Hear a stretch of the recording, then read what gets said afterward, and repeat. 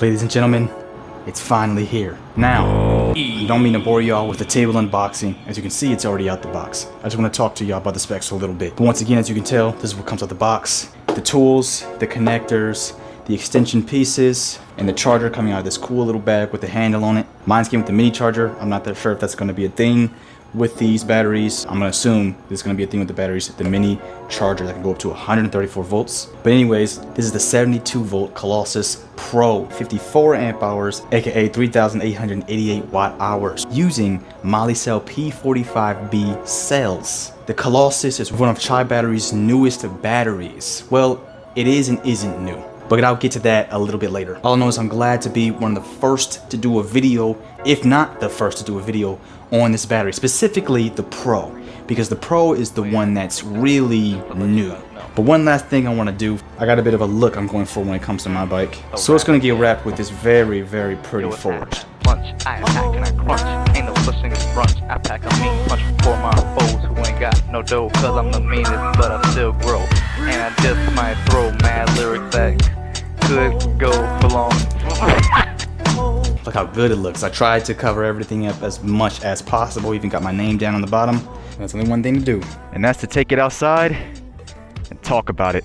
We are outside with the Colossus Pro. Now, as y'all already know, before I even go into anything else, the first thing I want to say while I'm sitting here is that I cannot connect to this battery's BMS. I don't know why. Open up the app, the bike's on, go to local monitoring, and no matter which one of these things I go into, I'm assuming there should be a list here, right? This list, nothing pops up, as you can see. If I'm supposed to enter something, I don't know what that is. I'm assuming that would be a code on the BMS, which I can't see. Now, unless that code came on a paper with the packaging that came with this battery or whatever, maybe I need to find that because I didn't know anything about that. But I'm assuming it's supposed to pop up because Bluetooth, but that's not happening. So that's a little annoying. The best way I am going to be able to look at the battery is by the controller app, which that's going to be annoying too because the controller app is already finicky. I updated it and then now it's acting worse. The second best option I have, which is the best option, which actually I'm going to do some comparing, and that is taking my multimeter that's in my pocket here when we get to a certain point and opening up this lid and sticking that in the charge port. And then I'm going to just compare that voltage from the multimeter, because the multimeter is going to be the most accurate, of course, to the controller's app. So when I do use the controller's app and try to check battery that way, I'll make sure it's accurate. That's very important because that's something I'm going to get into a little later. But that's very important now that I have a Chi battery. And I'll also be seeing if this thing's voltage reading is accurate, so I don't have to always bring a multimeter with me. So with me saying that, that's where I want to speak on what configuration we got here. So this is a TruMoto Noisy Cricket. You probably don't know too much about it. It's not super famous, at least not in the Surron world, but it's a pretty decent controller. And I have it paired with the QS165 V2, not the V1, the V2. So this controller in the gear 1, which is not as low as I'd like it to be, but in gear 1, if I were to mash the throttle, this thing is peaking at 14 kilowatts, which is pretty high in my opinion for a gear 1, and especially for a bike this lightweight.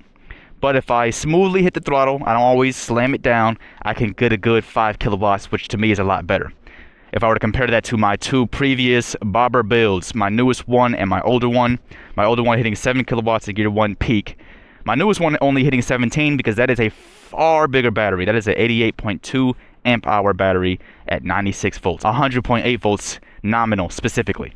So that battery can do that. I get 75 miles with that. I'm going to try to smoothly hit the throttle throughout this video. Should be keeping up with traffic, but I want to maintain that 5 kilowatts because when I figure out how to tune this a little better, I have future plans for this controller. I kind of want to be at that range for my gear 1, aka what I like to call eco mode. So right now we're at 81.4 volts, which this display right here is proclaiming 91%. That's a little scary. This says 83 volts, so that's 2 volts off so far. I'm gonna make sure I check that, especially when the battery starts getting low. I did already do some miles. With that being said though, I don't wanna just stand here and talk about this battery. I wanna drive. Like I told you, I already did some miles coming here, so I already did about 4 miles overall on this battery so far off of one charged, because this consists of a range test as I talk about this battery. Starting off right now, because it's just been a while, I want to just circle the park real quick. And then after I circle the park, route is going to be a simple up and down route. That route I will be doing, added with whatever I do with this park right now, will be about 20 miles. Should be about 21 miles because it's about 10 miles up, 10 miles back down. But as I drive around and do about 20 miles a day, I want to talk about the Colossus battery is not completely new.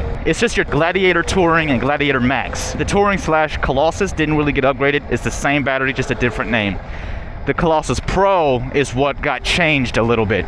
But anyways, why not go with the Touring, aka the Colossus, over the Colossus Pro? So again, for everybody who's new here, I built my old battery that had the Samsung 50S cells, and the reason I went with those cells is because number one, your original Max had the MallieCell P42A cells, and those were great, but I wanted a little bit more range. I wanted max range out of this bike, and because I knew I was doing a budget build, nasty ass little rodent, I knew I wasn't going to be using a shit ton of power. So I'm like, I don't mind having lower power cells because this controller is not really even going to be that close to Samsung's continuous power rating, since this is supposed to be peak 18 kilowatts with this controller I have here. So that's originally why I went with the Samsung cells, but I made a change to go to Colossus Pro with the MallieCell cells because I had a few problems with Samsung 50S, which is, again, those are the cells that are in the Touring / regular Colossus. Let's hit the road though. The things I didn't like about the Samsung cells and things I realized after I built the battery and put it in my Surron. And that's number one. We're comparing Samsung to MallieCell, right? MallieCell is 500 life cycles and Samsung's 250. That's nasty, man. That's really low. I wasn't a fan of that, and then afterwards it was too late because the cells were bought, the battery was built, but I'm like, yikes, that seems really short. So that scared me a bit. The second problem I came across is I heard that the Samsung cells get hotter. I still scrape the wheel? Samsung can't handle heat as much. The cells get hotter, where the MallieCell cells will handle the heat way better. I've already had experience with MallieCell due to the fact of the two previous batteries I built in much heavier, power-hungry bikes. So I don't know how bad it could get, but the Samsung cells would get hotter, and that's a bit of a problem for me. I didn't really like that, especially because, again, I live in a desert. So then that goes down to the last thing. They can't handle as much power because the Samsung will not handle as much power as good as MallieCell due to its lower limitations. That's where range comes in, which is kind of funny because range was the most important thing for me. That's why I went with Samsung in the first place. But I had to think about it. Because Samsung is going to drain harder due to the fact that it can't handle the power as good as MallieCell can, the range would eventually, especially if there is times I'm using some power, the range would eventually become very similar between Samsung and MallieCell. So it's like at the end of the day, with all those problems that Samsung will bring in due to its lower life cycle and everything else I just explained, I wouldn't even get the extra little bit of range that I think I would get. And that's when the Colossus Pro comes in, and where I tell y'all the Colossus didn't get upgraded. It's basically still the Gladiator Touring, just with a different name, where the Colossus Pro got the upgrade. Why? I don't even know if I could call it the Gladiator Max anymore, because Gladiator Max used the MallieCell P42A cells I've been talking about this whole time, where the new Colossus Pro uses the MallieCell P45B. It's a small difference, but it's a difference that can make a fairly big one. The amount of amps that the P45Bs can handle is the same. Same continuous, same peak. Everything is basically the same. What's different is the amp hours, aka the range. MallieCell P42 was 4.2 per cell. The 45B is 4.5 per cell. So the Gladiator Max was 50.4 amp hours. I don't know why they say 51. I don't know where they were getting the extra 1 amp hour from. Where the P45B is 54 amp hours. I don't remember if it's 54.4 or just 54. But it's 54 amp hours. So you get a little bit more amp hours, aka the range gets even closer to Samsung. And that's basically why I went with the Colossus Pro instead of the Colossus, aka my same battery, for $400 cheaper. I think about that much. Colossus is $2,099, not including shipping and taxes. Pro is $2,575, not including shipping and taxes. And one last thing between the comparison of the Colossus / Colossus Pro, aka the Samsung 50S, versus the MallieCell P45B. Like I've already explained, MallieCell has more life cycles. MallieCell has closer range, even closer range now to the 45B is what they use. MallieCell has more power, so that power drainage is going to be better on the MallieCell, aka wear and tear. The MallieCell will handle better. Also going back to why the MallieCell's range will be very similar, if not the same, as the Samsung. The heat, Samsung is not handling heat as good, and I live in the desert. But what is the last thing? The last thing is, I do love the controller I have. It's great. Let's just say its torque is amazing, great for off-roading, even with my 40-tooth sprocket. Yeah, that's a small sprocket and it off-roads well. But with the 40-tooth sprocket, my speed doesn't make sense. It's lackluster, it's very slow. Obviously faster than stock, but still slow. So long story short, I know what controller I want. I've been looking at this controller for a year. Honestly, the reason I didn't originally get it, I was on a budget. That controller is going to be way more demanding than this one. So I need a battery that can give more power but won't struggle more when giving more power. And this Colossus Pro with the MallieCell cells, will handle way better than the Samsung. That's when that drainage problem will become an even bigger problem, aka the range will become really the same, if not less, on the Samsung due to its lack of power density compared to MallieCell, aka due to the new controller's higher demands. Why buy over build? This one is also very important. Now, I know the build mistake I made with the original battery I had built for this bike. I could have built another battery using MallieCells. I was going to even use a stronger cell, but I ended up not building the first one. It's the same reason why I had bought this Surron in 2023 in the first place. I had built my first bobber, aka my second project. Great bike, but I got scammed with the battery. It took about a month or two, maybe even 3, to get through the process of the dispute alone just to lose it. So I lost $1,000 and I still had that dog shit battery. Setting and tune issues, wow. In a rush probably to go home and eat some damn Doritos. But I was going through so much shit with that bike for such a long time. I really wanted to build a dirt bike because at that time when I was building that bobber, it was 2022. And I was in my new area for only a year. And we were real close. We're real close to the mountains. It's real nice, but I don't have a bike to off-road on these trails, and I really wanted one. But as much as I wanted to do a dirt bike build, I did not have. I was drained. Let's just say that I was so drained. The build alone for that bike was so draining because everything on that bike is not OEM. I had to put so much mismatched bullshit on that bike to get it to work. So I had to do so much research for a bike barely anybody did builds with. No one really cared for the Yamaha DT400. So it was so hard finding info on it. I was drained. So I said, I'm not going into another project, especially now that I have a scam battery issue. This battery's shit. It's a 50 amp hour, yet I'm only getting 18 miles. Ew. At low power usage too. I just didn't have the energy in me to do another build while still going through issues with that bike. So I bought the Surron. Same thing with the battery. I wanted to build another battery. It would have cost way less. I would have had the battery like a month ago. But my newest bobber build had a controller issue. Phase current overflow. The bike would not stop cutting off. I thought I could fix it. I thought it was a bad tune. It was not a bad tune. I got sent another bad item from AliExpress, aka lost another $1,000. I was going to get a Chi battery originally before building my own, but it was out of my budget. So I built my own. I said, why not anyways? It's a new challenge since I have to build a battery in a different form factor. So I did it, but I made a small mistake that turned into a big problem. And that battery was just not usable. I was drained. So I just bought, and I'm really glad I bought because the quality of Chi battery. My other 2 previous batteries that I built are still working just fine. But there seems to be a small quality issue. Well, maybe 2. I'll get into this one first. My spot welder is great.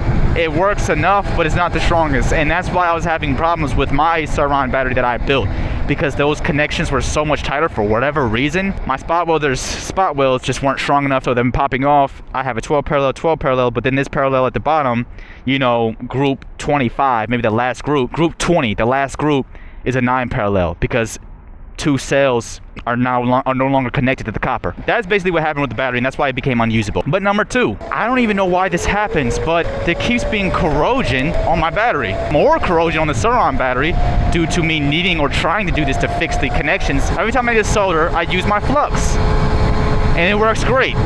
But it seems like the flux corrodes, and I don't know why the fuck that's happening. But there keeps being corrosion on my flux. So anywhere I put flux to solder, which is typically the discharge and charge cables, there's corrosion. Why? So maybe I got the wrong flux for my nickel and copper. So that's why I retracted what I said on internally my batteries not being, you know, that much worse than Chi, because of those 2 issues. But the main things I was going to get to, now that those are out the way, is the outside quality. I have to show y'all some video footage, some pictures. I don't know how to make a case for my battery. I don't know how to make a steel aluminum case. I don't know how to do that. So my battery not being encased is fine for my street bikes because I'm on the street. If the street's rough, like that side, it'll be a little bit of jittering, a little bit of bouncing, but nothing major. But for off-roading, the constant jittering, the constant bashing, it's easier to drop the bike when off-roading due to the rock swishing and sliding under you. So I'm not gonna lie, that made me a little uncomfortable. It made me a little uncomfortable having a battery wide out in the open, basically, in such a bike, where I know I'm going to do such activities because I off-road this bike as well. That's why I got straight raw dirt tires on it. And I did a build video on my battery and the problems I was having on it, and even people in the comments said, you know, that's a little unsafe having a battery like that just regularly taped up and everything on a Surron. And I agree with him, I really do. I just did not know how to make a case, so I kind of said fuck it. But then another problem came in. You see where it looks scratched and unpainted, the 2 circles? That is from the BMS of my built battery. Now if I actually show you out the corner of the BMS that was scraping, it's dented. And I don't think it's just a little silver casing of the BMS, the enclosure. The PCB board on the BMS is actually squished in too, and that is not good. I'm not a fan of that at all. So at the end of the day, that battery was just not protected at all, especially with the high chances of this bike being dropped from slippage and falling in rocks from trying to off-road. You know, rocks like to slide under you. I've had many times where I almost fell. I have yet to really drop this bike in the dirt, but I know one day it's gonna happen, which is why I need some proper off-road gear. So that right there is the second reason why I'm glad I bought a battery instead of building a battery. We got this really tough, strong steel encasing, makes it heavier, but it is what it is. I don't really care, I don't mind it too much. I ride a 450-pound Honda, so the weight is nothing to me. And last but not least, and why I'm happy I bought instead of building. Again, my bikes, I'm always scared that if I get caught in rain, I could have big battery electrical issues, because my street bikes that I've built, you know, they're not very good on the waterproofing. They're a bit open. So water get in there, sprinkles, rain, I could have a big issue. I had a small issue with Project SB. It shut the battery off, thankfully, due to the BMS. So nothing serious happened, but I definitely had to resolder a connector and everything. I had to redo some of my voltage meter or 12-volt connectors because they were on top of my battery positive, of course, to get power. But long story short, it's gonna be even worse with the Surron because it's even more wide open. So I'm like, ooh, that's a bit scary. Well, that's not an issue with the Chi battery, because I'm like, Chi battery will probably have it'll be rainproof.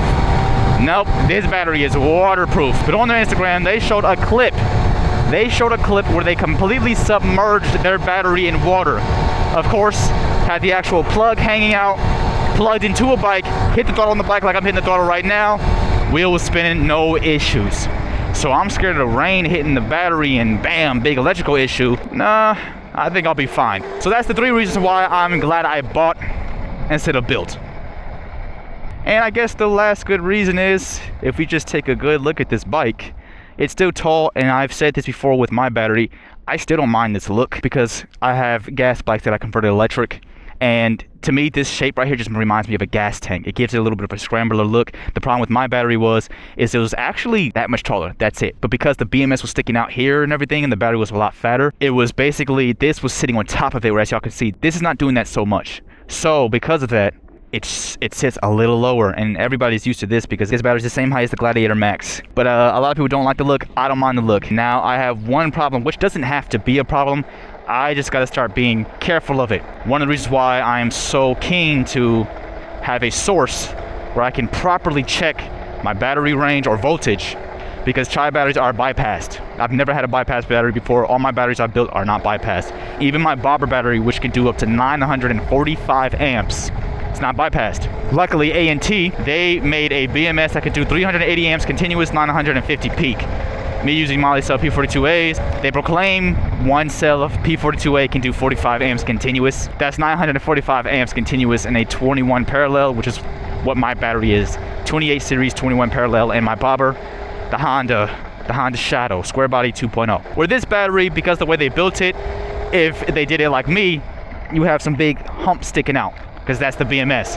But they put a tiny BMS in this that's only really calculating the parallel and allowing you to see the voltage of each cell. So you can still check up on the cells. Actually, like charge safety, overcurrent safety, I don't think. But I have to be careful of that. I have to watch out for that. Now, luckily I have safe chargers, but what I don't have is so far a proper reading. I mean, I guess I have the reading of the little joint on the battery itself, but voltage to really know, I don't have that. Since for some reason I can't even connect to the damn BMS of this battery. I don't know if that's an app issue or what. So that is the only one downside, which I'm not tripping on. First of all, if I were to overpower, I don't know how much power it has. I want to send them an email to see if they'll answer this question. But unlike my cables to my battery, which that battery had a BMS connected all the way, so it was really no issues, this one's plugs, the leads, have a fuse in them. Again, I don't know how much amps that fuse is, but I know this controller would never overpower this battery. This controller's not strong enough to overpower this battery. So I'm not worried about overcurrent. It's just charge. But again, I got smart chargers. I got 2 smart chargers. The one that this came with and a bigger one I use for my bobber. The one that this came with could go up to 134 volts. The one I bought for my bobber can go up to 125. I use the one with my bobber, though I had to constantly readjust voltage. But I use the one with my bobber because it can do up to 30 amps. I can't actually have it do 30 amps because I don't have anywhere to plug into. All my plugs that are being used right now are regular plugs. So I can't take advantage of 30 amp charging. But I can take advantage of at least 10 to 15 amp charging as long as nothing else is plugged up to my plugs. But as y'all been noticed, we're back at the park and we have done about 21.08 miles. I want to run it back to y'all one more time about all the miles we did. So like I said, in the parking lot, I did 2.08 miles off camera, just messing around with the bike after putting the battery in. Then we did 2.12 miles going to the park. Then we drove around, we talked about the battery, and I did additional 23.82 miles.